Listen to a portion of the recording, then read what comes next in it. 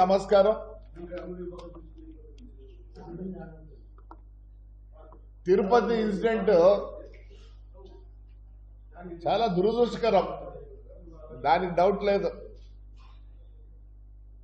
ఇలాంటివన్నీ ఈ తొక్కిసలాట్లు ఇవన్నీ సడ జరుగుతున్నాయి. ఎంతమంది పోలీసు ఉన్నా, ఎంత పకడ్బందీగా ఉన్నా కానీ జరిగేటి జరుగుతాను. ఎందుకంటే మానవ తప్పిదం. దాన్ని పట్టుకొని ఓ అని అరుస్తారు. తప్పు. ఎందుకు అంతగా అరుస్తున్నారు? ఇప్పుడు ఏమైపోయిందంటే, అందుకే ఎవరో రాబందుల పార్టీ అని పెట్టినారు. కరెక్టే. మీరు చాలా మంది రాబందులు చూసినట్టు వల్చారంటారు. మా చిన్నప్పుడు ఎక్కడ ఏదైనా చనిపోయినా ఇమీడియట్ వాలేటివి ఎక్కడి నుంచి వచ్చాడు మాకే తెలియదు. అలా అయిపోయింది వీళ్ళ పరిస్థితి. నాకు ఇంకోటి అర్థం కాలేదు. జగన్మోహన్ రెడ్డి గారు ఆయన పవర్లో ఉన్నప్పుడు చెట్లన్నీ నరికి చీరలు కట్టుకొని ఇది కాదుకు ఆ 5 years అట్లా గడిపినాడు. మరి ఈరోజు ఏమి సడన్ గా ఏమీ లేకుండా పోయినాడని అర్థం ఏమి? ఆయన పార్టీలోనే ఏదో శత్రుత్వం ఉందని నేను అనుకుంటాను. మరి ఇన్ని ఇన్సిడెంట్లు జరిగినాయి చూడండి. బోటు ప్రమాదం 39 మంది చనిపోతే ఆయన కనీసం ఆ రోజు అక్కడికి పోయినాడా? ఎందుకు పోలే? ఇప్పుడు ఇదంతా రాజకీయం చేయాలి. ఎందుకంటే ఫేడ్ అవుట్ అయినారు. ఫేడ్ అవుట్ అయిపోయినారు వీళ్ళు. దాన్ని ఏదో మళ్ళీ రీగెయిన్ చేసుకునే దానికి అంత శివరాజకీయమే. శివరాజకీయమే. మళ్ళీ ఏమైంది? ఈ ప్రాజెక్ట్ ఎందుకు పోయే ఘటనలో 33 మంది పోయినారు. ఎందుకు పోయినారు? అది తప్పిదం వైఎస్ఆర్ పార్టీదే. అక్కడుండే ఇసుకే అంత తోలి డబ్బులు చేసుకున్నారు. సడన్ గా ఫ్లెక్స్ వెళ్ళడం, ఆ గుద్దలు గిద్దలుండి మొత్తం 33 మంది. ఊరికే 33 మంది ఊరికి ఉంది కానీ చాలా మంది పోయినారు. ప్రతిదానికి ఇదేనా? మరి ఆ బొద్దు ఎందుకు వెళ్ళలేదు? ఆ పక్క కూడా పోలే. ఆ రోజు కూడా చంద్రబాబు నాయుడు గారు పోయినారు కనీసం. కానీ మేమేం గలాట చేయలేదు. ఎందుకు పోయింది అని విచారించినాం కానీ అది వాళ్ళ మీద తోడు వీడి కాదు. మళ్ళీ ఎల్జీ పాలిమర్స్ 13 మంది పోతే నువ్వు ఎయిర్పోర్ట్ లో దిగుతాను ఎవరిని కలిసినావు? ఎల్జీ వాళ్ళని కలిసినావు. ఎందుకు? ముందు వాళ్ళతో కాంప్రమైజ్ అయ్యి మీకు కావాల్సింది తీసుకొని మళ్ళీ పోయి కలిసినావు. మీ విషయానికి వస్తే ఒకటి, వేరే విషయానికి వస్తే ఇంకొకటి. అలానే చూద్దాం. రూయా ఆసుపత్రి 12 మంది చచ్చిపోయినారు. పోయిన వాటికి పోలే. ఏమనంటే ఏదో అంబులెన్స్, నీకు అంబులెన్స్ తెలియదు, ఆక్సిజన్ లారీ తెలియదు, ఏమీ తెలియదు. అంబులెన్స్ ట్యాంకర్ అంటావు. నీకు మరి ఏం చదువుకునేవేమో మాకు తెలియదు కానీ మేమందరం నువ్వు చదువుకునే స్కూల్లో చదువుకున్నాం. ఎంత చెడ్డ పేరు తెచ్చినామంటే ఆ స్కూల్కి. నీకు అంబులెన్స్ తెలియదు, ట్యాంకరు తెలియదు. అంబులెన్స్ ట్యాంకర్ అదే, ఆక్సిజన్ ట్యాంకర్. మరి ఆ పొద్దు ఏదో అయింది. మరి దానికి ఆ పొద్దు జవాబు సరిగ్గా లేదా? ఈ పొద్దు ఏదో ఇన్సిడెంట్ అయిందని ఇంతగా అరుస్తున్నారు. ఇంకా మాది 17లో యాక్సిడెంట్ అయింది. 2 డ్రైవర్లు చచ్చిపోతే ఆయన రోజమ్మ ఈయన పోయి ఏమడుగుతున్నాడో తెలుసా? ఆయన ఫోరెన్సిక్ రిపోర్ట్ ఇవ్వాలి. ఫోరెన్సిక్ రిపోర్ట్ అసలు మీకు తెలుసో తెలియదు. ఒకప్పుడు ఫోరెన్సిక్ ఇక్కడ లేదు, తిరుపతిలోనే ఉండే. మొత్తం రాయలసీమ తిరుపతిలో ఉండే. అది పోయేదానికి గంటలు పడుతుంది, టెస్ట్ చేసేదానికి 10 రోజులు పడుతుంది. ఈయన తగ్గు వేసుకుంటాడు. కలెక్టర్ తిడతాడు, ఎస్పీ తిడతాడు. అంతా విజువలైజ్ ఉంది. చూపిస్తాను, నీకు విజువల్లో చూపిస్తాను. నీకు భాష రాదు, ఏమీ తెలియదు, అందరి మీద నిందలేసేది ఒకటి తెలుసు. నువ్వు ఫెయిల్ అవుతున్నావు. ఇలాంటివన్నీ టేకప్ చేసినావు. మళ్ళీ కానీ అదే మా బస్సు యాక్సిడెంట్ అయిన పక్కరు నువ్వు రోజమ్మ ఆడికొచ్చి ఎంత గలాట చేసినారు ఆ కృష్ణా డిస్టిక్ లో. కలెక్టర్ని తిరిగితే ఎస్పీని తిరిగితే మళ్ళీ ఏమంటావు, నేను పవర్ లేక వస్తే నేను సెంట్రల్ జైలుకి పంపిస్తాడంట. ఎంక్వైరీ కాదు, ఎంక్వైరీ చేయాలి. ఆయన ఏం తప్పంటే మాది ఉండాల. ఎస్పీని కలెక్టర్ దబాయిస్తాం. Everything I show you the visuals. ఏం పని లేదు, బాడలేదు. మాది ఫిబ్రవరి 20 జరిగితే మార్చి 1వ తేదీ 78 మంది స్టూడెంట్స్ టూర్కి వచ్చి యాక్సిడెంట్ అయింది ఒంగోలు బస్సు. మరి ఆ పొద్దు రాలేదు. చెప్తేనే యు ఆర్ ఫేడింగ్ అవుట్. ఆ ఫేడ్ అవుట్ అవుతాను కాబట్టి నువ్వు మళ్ళీ ప్రజల్లోకి రావాలనుకుంటున్నావు. అదేం అసంభవం. ఇంకా మా దేవాదాయ మినిస్టర్ ఆనంద్ గురించి మాట్లాడతారు. ఓ రోజక్క, ఒక సామెత ఉంది తెలుగులో, 7 తరాలు అటు 7 తరాలు ఇటు చూడమని. మేమందరం 7 తరాల వాళ్ళం. ఓవర్ నైట్ మేము పాలిటీషియన్స్ కాదు, ఓవర్ నైట్ రిచ్ కాదు.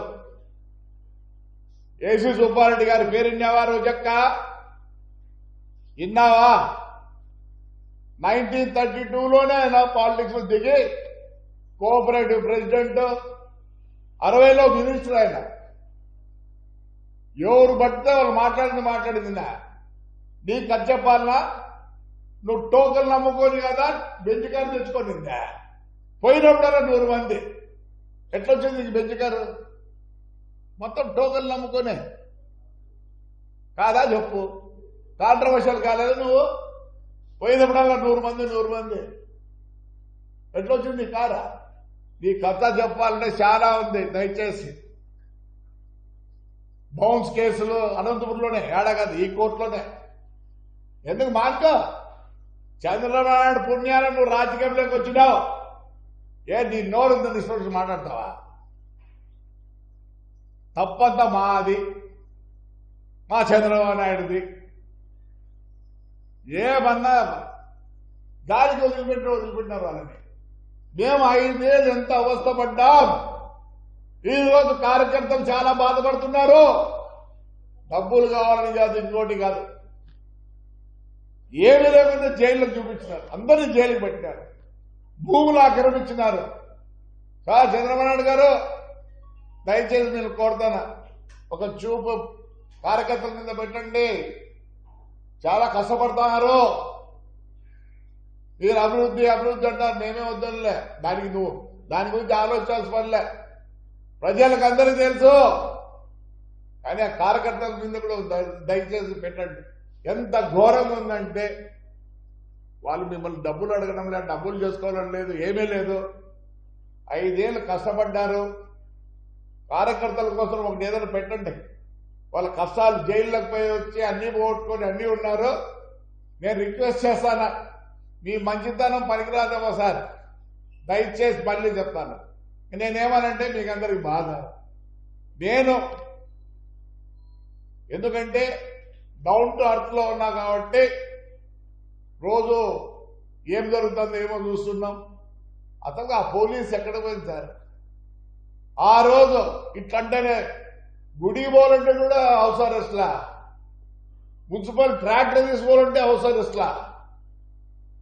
దయచేసి కార్యకర్తలను కొద్దిగా ఎంకరేజ్ చేయండి. వాళ్ళకి డబ్బులు వద్దు, ఇసుక వద్దు, మట్టి వద్దు, ఏమొద్దు. వాళ్ళు పడిన బాధలకి రోంత మనం చూపించాలి సార్.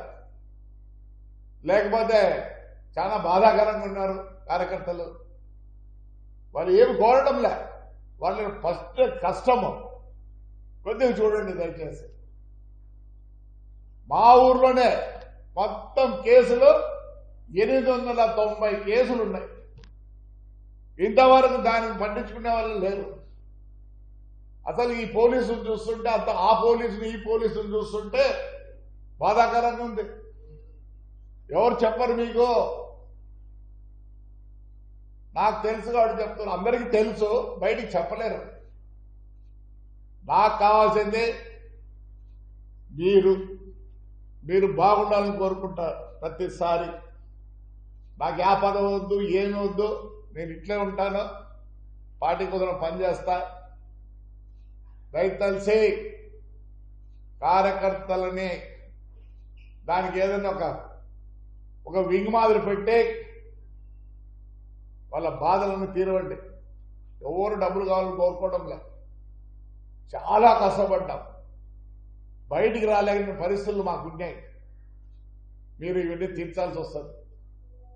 రోజమ్మా, ఏం ఆనవాళ్ళు చాలా తక్కువ వేసుకుంటాను నువ్వు. 30 నుంచే రాజకీయంలో ఉన్నారు. నన్ను అడిగితే కొన్ని ఫ్యామిలీస్ ఉన్నాయి, పాత ఫ్యామిలీస్, వాళ్ళలో వీళ్ళు ఒకరు. నెల్లూరులో మున్సిపల్ చైర్మన్ కూడా వాళ్ళే, బిఫోర్ ఇండిపెండెన్స్. ఎవరి గురించి వాళ్ళ గురించి మాట్లాడద్దు. నువ్వు తైతక్కలు ఆడుకుంటా ఇప్పుడు వచ్చిన రాజకీయంలోకి మానుకో ఇష్టపడినట్టు మాట్లాడతాను అందరినీ. ఇతరులు మాట్లాడలేక కాదు. ఎందుకు నోరు అదుపులో పెట్టుకో.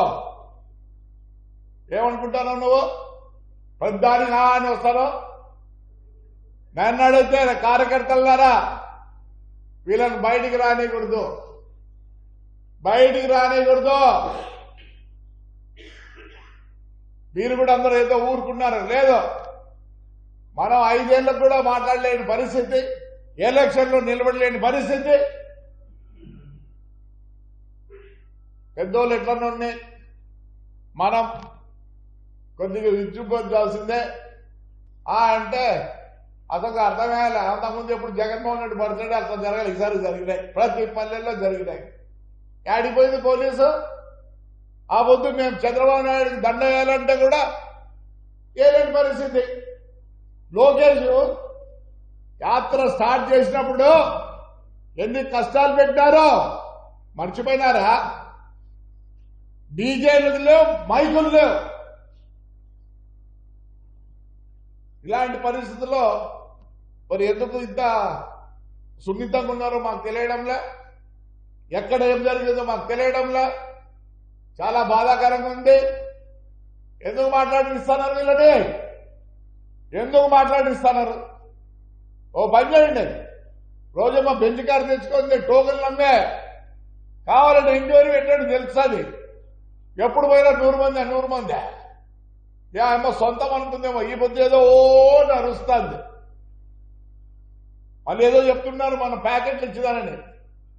చనిపోయినప్పుడు మేము కూడా పోయి ప్యాకెట్లు ఇస్తారు, కానీ ఎప్పుడు గవర్నమెంట్ మీద అగ్నేసి చెప్పని కాదు, సానుభూతితో రేపు వాళ్ళ కష్టం ఉంటుందని చెప్పి ఇచ్చిన రోజులు ఉన్నాయి. కానీ చంద్రబాబు నాయుడు కానీ మేము కానీ మీ మాదిరిగా ఇచ్చి ఇష్టపడిన మాట్లాడిస్తారు. కష్టం ఉంటుంది, ఎవరికైనా కష్టం ఉంటుంది. చనిపోయినప్పుడు కష్టం ఉంటుంది, ఎందుకుంటుంది? బాధ ఎవరినో ఒకరి మీద నిందేస్తాంటాం. కానీ దీన్ని ఎంక్వైరీ చేస్తే మీకు తెలుస్తుంది ముందు ఏం జరిగిందని. ఊరికి ఎవరు మాట్లాడడంలా, ఎవరో ఒక గృహ వచ్చి చనిపోయింది, మరి ఆయమ్మ సేవ్ చేసుకున్నారు, ఆ గేట్లు తీసినారు. గేట్లు తీస్తే ఏమైంది? అందరు దూరినారు. అంతేగాని దీన్ని ఎవరి మీద నింద మోపొద్దండి. ఏం చేస్తాడు ఆయన? చైర్మన్ గారు ఏం చేస్తారు? ఈఓ గారు ఏం చేస్తారు? చైర్మన్ ఎక్కడ ఉంటాడు? Queue line చూస్తుంటాడా?